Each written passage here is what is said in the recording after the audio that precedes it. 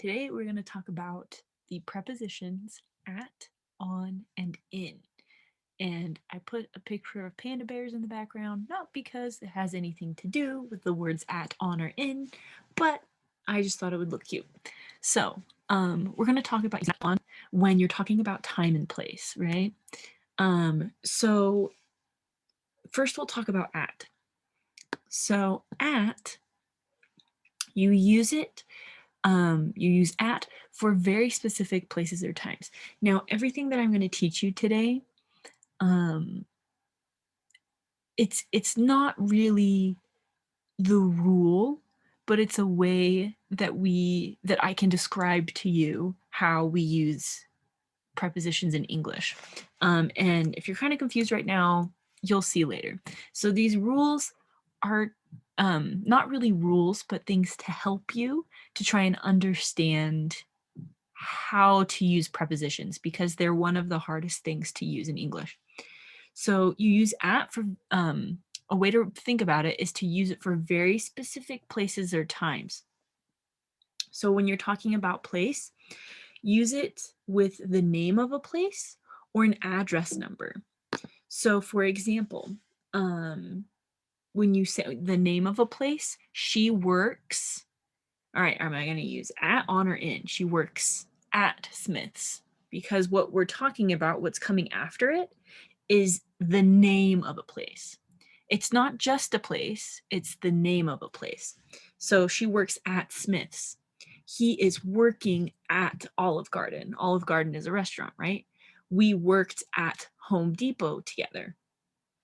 So you'll see that all of these places are the name of a place you can go. You can also use any verb tense with these prepositions. So you see I'm using simple present, she works, present continuous or present progressive, he is working. And then I also use past tense, we worked. But you'll notice that at is the same in all of them. You don't need to change the tense of at because at isn't a verb, it's a preposition. So you don't need to change it at all for when you're using a different verb tense. So you just need to remember use at when you're talking about the name of a place, right? She works at the Huntsman Institute. He was staying at Motel 8. So you'll see that, what comes right after at here is the word the, but you're saying the name of a place, so it's okay. So she works at the Huntsman Institute. It's the name of a place. So these words together, at the Huntsman Institute, go together. They're a mini group of words to tell you what's going on that help these two words, right? She works. She works. Okay, where? Where does she work? She works at the Huntsman Institute. So you'll see that at is a word that helps us to introduce more information in a sentence. Okay, so you can also use at with the name of a place or an address with a number. Now, this is important. You need to remember that it's only with an address that has a number. So you could say, I live at number 14, 300 East, 400 South. You can say that that's right. But if you said, I live at 400 South, that's not really correct in English. You can't really say that. Or you can say it, it just sounds a little weird to native speakers. So the next one is the party is at 475 Mill Pond Road. We were staying at number 980, 700 East, 3300 South. So again, all of these, you see that there has to be a number here for us to use the word at. So you'll see that right after at comes a number, a number, a number. So when you're talking about a number address, you want to use the word at, right? Instead of in or on. Okay, so the other thing, here I'll move my little camera. Okay, so the other thing that we can talk about, right? So prepositions help us talk about place or time. We talked about place, right? You can use at for addresses with numbers or places that have a name. right? At Smith's, at number 14 Mill Pond Road. Now, the next thing you can use with at is you can talk about time, not just place, but time. So you can use at with clock times. So you always want to make sure that you're using it with, a clock time. So please arrive at 4:30. Our lunch is at noon.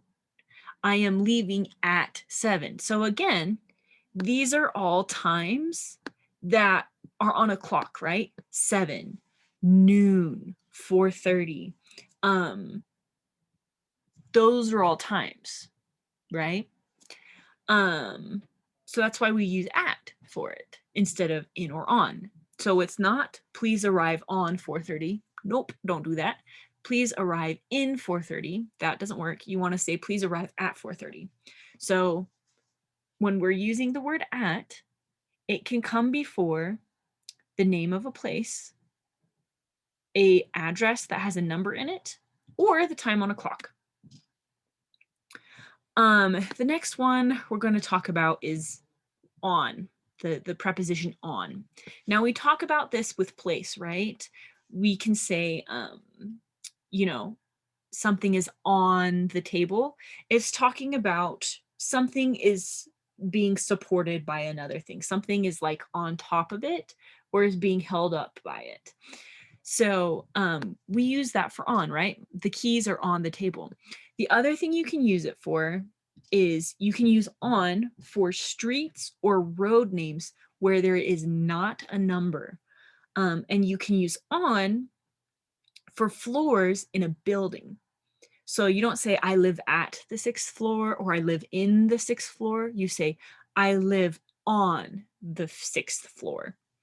And kind of a clue to help you remember this is you use on for medium-sized places. Now, oh my gosh, what does this mean? That's confusing. What do you mean medium-sized places? I'll show you in a minute. So you can also use on when you're talking about borders or something that is along another thing. It will make sense in a sentence or a second. So when we're talking about place and using on, you could say she lives on 3rd Avenue. There was a lot of traffic on Wakara Way. I work on the 6th floor. So this one, right? She lives on 3rd Avenue. So this one has a number, right? So why do you not use at? Well, 3rd Avenue is a whole street. It's not telling you the exact or the specific house it is, the house number. So even though it's a number, you can still use on because you're talking about a whole street, right? So she lives on 3rd Avenue. Or Wakara Way. Wakara Way is a road, right? By the university, by the hospitals. There was a lot of traffic on Wakara Way. And you say on because it's the name of a road, it's the name of a street, right? It's also because, the traffic, all of the cars are sitting on top of the road, which is Wakara Way. There was a lot of traffic on Wakara Way. And then you could say, I work on the 6th floor, right? Not at or in the 6th floor. You say, I work on the 6th floor because when you say I work, right? And it's the simple present tense. So that means it's something that you do often. I work on the 6th floor, right? Because the floors in a building are things that you stand on. So you'd say, I work on the 6th floor. And that's why you can use on because it's the floor in a building and it's something that you can stand on, right? Another thing you can do is I told you that you can use it for borders, for things that are along another thing. And this is what I meant when I was talking about that. So you can say California, which is a state, is on the Pacific coast. Now, you wouldn't say in, and you wouldn't say at. the Pacific coast. You want to say on, because remember, California is on the side of the United States. So it's like the border of the United States. And then there's the ocean, the Pacific Ocean. So you have California is on the Pacific coast. It's like a border. It's like a line. So that's why you can say on. You could also say, I live on the West Coast. Utah is more southwest, but you could say, oh, I'm a West Coast person. I live on the West Coast. And you can say that because you're talking about the side of something. But some people in America will say, I live in the Midwest. This is correct. Them saying I live in and you saying I live on, those are both correct because I live in the Midwest. The Midwest is like the middle of the United States. So pretend that this is like the United States. The Midwest is in the middle, right? It's not next to any border. So you would say in, like inside. And you say on because it's like you're on the edge, right? You're on the edge. West Coast is on the edge of the United States. So that's why you say on if you're talking about a border, right? I live on the border. But you would say I live in America is in. The other thing I said is if it is something that you can stand on or something that supports another thing. So we are standing on cement. So here's the cement. You are on it because you're being supported by it. You wouldn't say in it because that would mean you're like inside of it, right? And you wouldn't say at because at tells you, it doesn't really tell you where it is in relation to another thing. It just tells you exactly where the thing itself is. So kind of confusing, but that's why we use on when something is being supported or is standing or sitting or just being held up by another thing. So when you stand on cement, the cement is underneath you and it's what you're standing on. So you're on it. The charger is on the floor, meaning where is the charger? It's not on the bed, it's on the floor. It's being held up by the floor. Okay. Talked about that. Now we can talk about time. So you use on for medium-sized places and times. Don't know, it's kind of a weird way to describe it, but it might make sense to you. If it doesn't, that's okay. I'll keep describing it. So time. You can use on when you're talking about days, like specific days, right? So for example, we have her birthday is on February 16th. That is a certain day. So that's why we can say on instead of saying at or in. Her birthday is on the 16th, right? Somebody said, what do you do on the weekends? You're talking about a specific date. Now you may be thinking, but how does a day hold up a date? Just forget about the holding up part. It's kind of a different way to talk about things. When we talk about dates, right, for time, you just need to remember I can only use on if I'm talking about a certain day, like a numbered day, right? February 16th, January 28th, whatever it is. Or something like talking about the weekend. What do you do on the weekends? Or I work on Friday. I worked on Saturday, right? So that's when we can use on. Okay, so now we're talking about in. So in is, you can remember it by you use it for large places or times. So place. So you can use it for cities, states, regions, countries, rooms, and buildings. So for example, instead of saying, they live on Argentina, they live at Argentina, For it to be correct English, you say they live in Argentina. I grew up in Lima. These, Argentina's a country, Lima's a city. She can sleep in the guest room, right? We work in the surgery department. So when I say we work in the surgery department, that's a certain area of the building, right? So think of these when you use the word in and you're using it for a place. If the place can be, closed off, and you're saying, oh, they can sleep in the guest room, it means they have to be inside, right? She can sleep in the guest room, and that's why we use it. They grew up in Lima, right? Lima's a city and it has borders, right? You can be in it.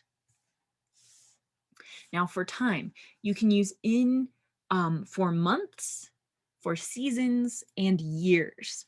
So for example, the weather is cold in winter. The weather is hot in August. She was born in 1969. And remember, you can put prepositional phrases, those chunk of words that come after prepositions, like in 1812, you can put it in the beginning of the sentence, the middle, or the end. So in 1812, that's the beginning of the sentence, there was a war. It's a time, right? It's a year. So you could say in 1969, in 1812, in August, in winter. It's a season, a month, year. And that's why we use in instead of on, right? We use on for a specific date or day, and we use in for the more general thing, the bigger thing, right? Months, seasons, and years. So you might be thinking, wait, hold on, teacher. You say on the bus, but you say in the car. But you said that in is used for bigger places.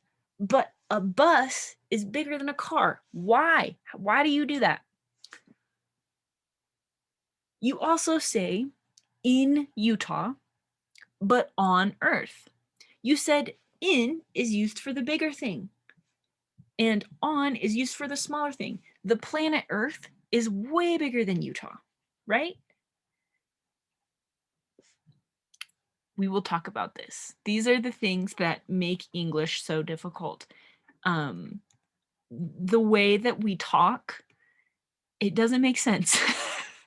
It doesn't make sense. So the rules and things that I give you are things to help you know which one to use, but they're not going to be the rule for every single one of them. She can sleep on the couch. What about this one? She can sleep on the couch, right? That one makes sense. It's like medium sized, right? She can sleep on the couch. She can sleep in the guest room, right? Because when you say sleep on the couch, you're laying on the couch. She can sleep in the guest room because it's a room and you can go into it. She can sleep at my aunt's house. That doesn't make sense because I thought at was supposed to be specific, right? It has to be smaller. But a house is bigger than a couch and a guest room. And how does that make sense? It's okay. I just wanted to show you these because I'm sure some of you may be thinking this, like, why did you say this in English, but you just told me to not say it that way? We'll get into it, but just think about these. So these ones are some of the ways that English doesn't make sense with the things that I just taught you, but I'll go over them more. Another thing, we say at night, but we say in the evening, in the afternoon, and in the morning. Why is that? Why do we do this? So that's the end of the lesson today. I wanted to show you these strange ones or these weird ones that don't really fit what I just taught you, to let you know that the things that I taught you today will work most of the time. Most of the time you'll be okay.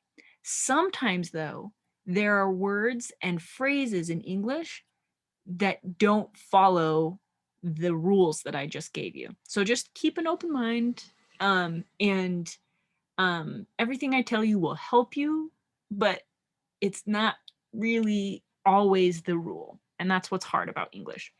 So that's it for today, and I'll see you next lesson.